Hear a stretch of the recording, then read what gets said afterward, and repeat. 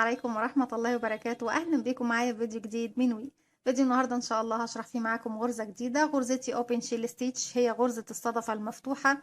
كتير منكم قال لي انكم بتحبوا غرزة الصدفة، وخصوصا حبيبتي ام نواف. النهاردة ان شاء الله هقدم لكم شكل جديد من غرزة الصدفة، وهي غرزة الصدفة المفتوحة. الغرزة بتاعتي نقدر نعمل بيها حاجات كتير جدا. نقدر نعمل بيها مفرش سرير، نقدر نعمل منها بلوزة، كوفية، شال حريمي مستطيل، حاجات كتير جدا. وممكن انتوا طبعا تخصصوه في حاجات كتير، يمكن انا حتى كمان ما جاتش في بالي دلوقتي. الغرزة بتاعتي عدد سلاسل البداية بتاعتها يكون عدد يقبل الاسم على 12، وبعد كده بزود سلسلتين. هشتغل معاكم النهاردة، نقول بإذن الله بسم الله الرحمن الرحيم، هشتغل ب 38 سلسلة. هجيب الخيط بتاعي، بسيب مسافة من الخيط، ونقدر كمان ندخل فيها ألوان كتير. يعني إن شاء الله النهاردة هنشوف إحنا نقدر نشتغلها بألوان كتير أو ندخل ألوان فيها إزاي.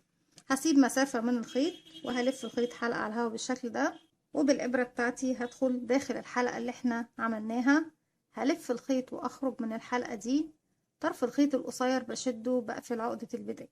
علشان تعملي سلسلة بيكون معاكي على الإبرة حلقة. بلف الخيط وبخرج من الحلقة دي، بيكون معايا سلسلة كده: 1 2 3 4 5 6 7 8 9 10 11 12. هكرر تاني: 1 2 3 4 5 6 7 8 9 10 11 12. كده كام؟ 24. لسه كمان هنكمل: 1 2 3 4 5 6 7 8 9 10 11 12. كده معانا 36 سلسلة. هزود كمان عليهم 2 1 2، يبقى معايا 38 سلسلة. هسيب أول سلسلة أنا ارتفعتها واروح للي بعدها على طول، وهدخل في الضلع الخلفي. لما بيكون عندي سلاسل بدخل أشتغل أو بشغل في الضلع الخلفي من الغرزة. هدخل ألف الخيط وأخرج وأشغل غرزة حشو. بعد كده هسيب 1 2، وفي رقم 3 هلف الخيط على الإبرة عفوا، وهدخل في رقم 3 أشتغل 3 عمود بلفة سلسلة، 3 عمود بلفة. عشان أشتغل عمود بلفة هنحط ايدينا على المكان اللي هشتغل فيه. بيكون معايا حلقة بلف الخيط، بيبقوا حلقتين. هدخل الفراغ اللي هشتغل فيه، ألف الخيط وأخرج. بتبقى معاكي على الإبرة 3 حلقات، بلف الخيط وبخرج من حلقتين. بتبقى حلقتين، بلف الخيط وبخرج من حلقتين. تاني بكرر عمود كمان، معايا حلقة بلف، بيبقوا حلقتين. بدخل نفس الفراغ، ألف الخيط وأخرج، ألف الخيط وأخرج من حلقتين، ألف الخيط وأخرج من حلقتين. كده أنا معايا 2 عمود، يبقى فاضلي كمان 1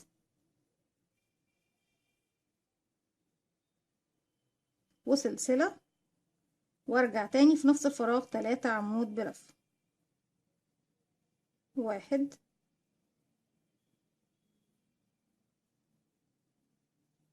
2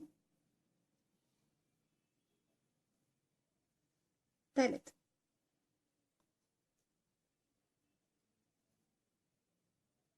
هروح هسيب سلسلة 2، وفي رقم 3 هدخل وأعمل غرزة حشو.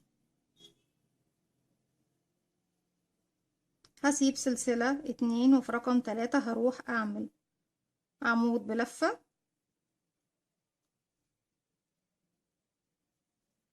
3 سلاسل، 1 2 3، وتاني عمود بلفة في نفس الفراغ. ألف الخيط وأخرج من حلقتين، ألف الخيط وأخرج من حلقتين.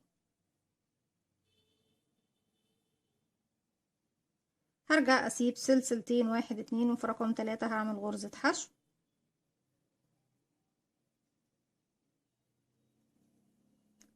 هسيب 1 2، ورقم 3 هروح أشتغل 3 عمود بلفة سلسلة، 3 عمود بلفة في نفس الفراغ. 1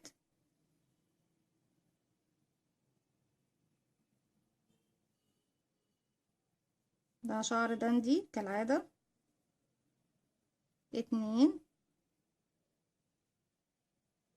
3 سلسلة، وتاني في نفس الفراغ 3 عمود بلفة. 1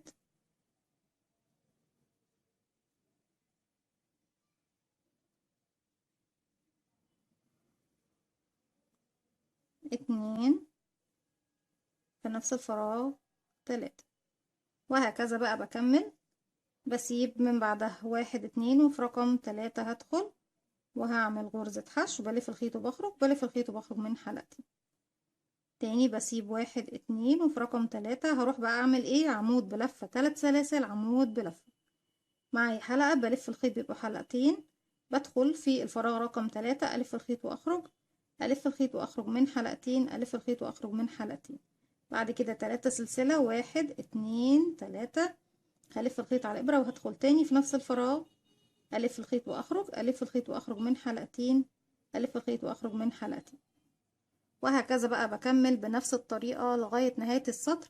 أنا طبعا بيكون في الغرزة التالتة مرة بيكون عندي صدفة مفتوحة 3 عمود بلفة سلسلة 3 عمود بلفة، وارجع اعمل بعد سلسلتين حشو، وبعد سلسلتين هروح اعمل صدفة مكونة من عمود 3 سلسلة عمود، وهكذا بكمل حتى نهاية الراوند وهرجع لكم تاني بالشكل ده. خلاص خلصت الراوند بتاعي، وفي اخر غرزة عندي انا خلصت طبعا الصدفة المكونة من عمود 3 سلسلة عمود. هسيب 1 2 وفي رقم 3 هدخل. هغير اللون بقى في الراوند اللي جاي. بنغير اللون امتى؟ بنغير اللون في اخر حلقتين من اخر غرزة. هلف الخيط واخرج اخر حلقتين. لو انت هتشتغلي بنفس اللون هتلفي الخيط وتخرجي بيهم، لو هتضيفي لون جديد بتضيفيه في اخر حلقتين موجودين عندك.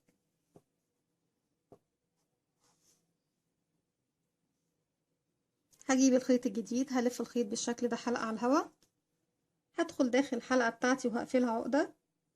هسحب الحلقة اللي باللون الجديد من الحلقتين الموجودين عندي على الإبرة. هرتفع من نفس المكان 1 2 3 وهلف الشغل بتاعي الناحية التانية. شايفين اول صدفة بتقابلني اللي هي طبعا تحت مكونة من عمود 3 سلسلة عمود. داخل الصدفة الاولى هشتغل ايه؟ هشتغل 3 عمود سلسلة 3 عمود بدون ما هاخد اي مسافات. هلف الخيط على طول على الابرة، وداخل الثلاث سلاسل دول هشتغل 3 عمود بلفة سلسلة 3 عمود بلفة كده. 1 2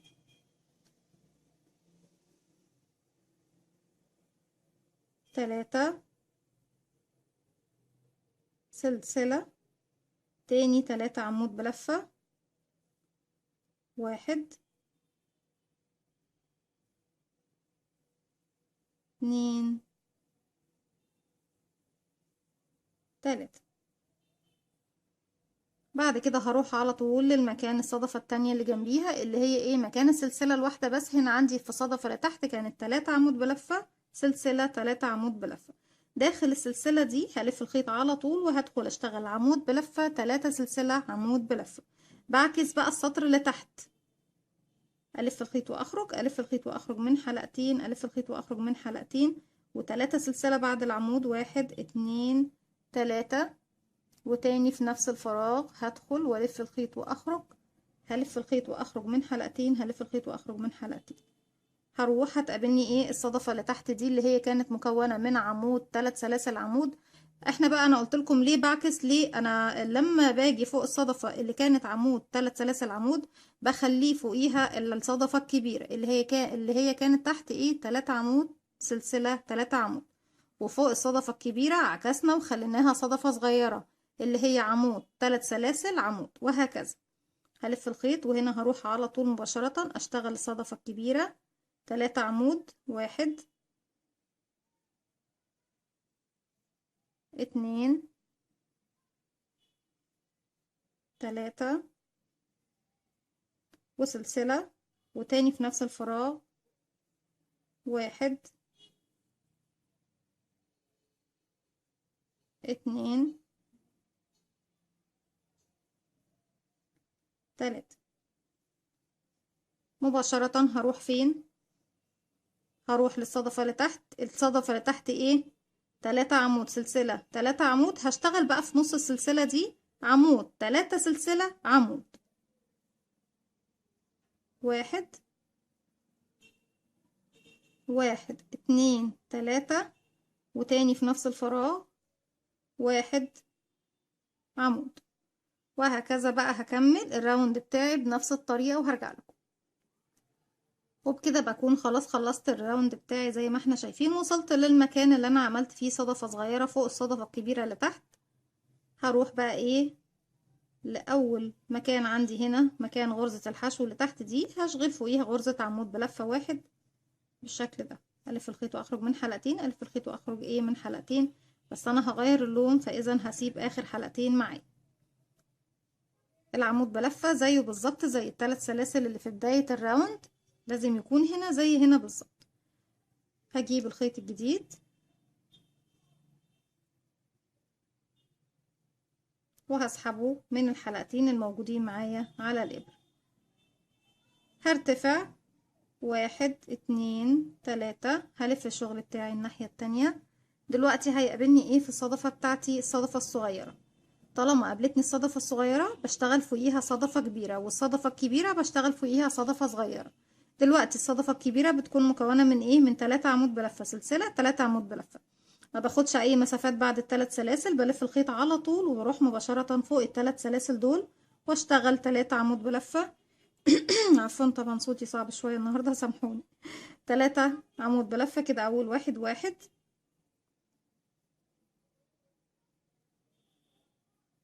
اتنين،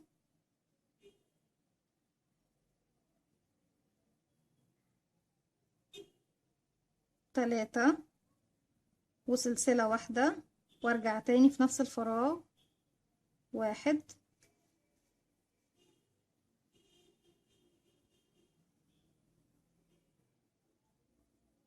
اتنين، تلاتة. هنروح فين مباشرة؟ بسيب كل الفراغات طبعا وبروح اشتغل فوق ايه؟ المنتصف بتاع الصدفة. الصدفة اللي تحت كبيرة، اذا هشتغل فوقيها صدفة صغيرة مكونة من عمود بلفة، 3 سلاسل عمود بلفة كده. واحد، وبعديه 3 سلاسل، واحد، اتنين، تلاتة. هرجع تاني في نفس الفراغ اشتغل كمان عمود بلفة واحد، وهكذا. الصدفة اللي بعدها صدفة صغيرة من تحت، اذا من فوقيها هتكون صدفة كبيرة. 3 عمود بلفة، واحد، اتنين، تلاتة. بعد ال3 عمود بيكون في سلسلة واحدة تاني، 3 عمود بلفة، واحد، اتنين، تلاتة. وبكمل بقى الراوند بتاعي بنفس الطريقة. هرجع في بداية الراوند الجديد، انا في نهاية الراوند دوت في اخر حلقتين هضيف تاني اللون الكافيه، وارجع ارتفع 3 سلسلة، وهكرر بقى نفس الخطوات اللي احنا اشتغلناها. لما تقابلني صدفة كبيرة بحط فوقيها صدفة صغيرة، وفوق الصدفة الصغيرة صدفة كبيرة، وهكذا. عشان كده طبعا اسمها غرزة الصدفة المفتوحة، بحيث ان هي بتكون مفتوحة بالشكل دوت، واحدة كبيرة واحدة صغيرة، واحدة كبيرة واحدة صغيرة، ونرجع تاني واحدة صغيرة واحدة كبيرة، وهكذا طبعا لغاية ما تنتهي ايه الغرزة بتاعتي، غرزة الصدفة المفتوحة.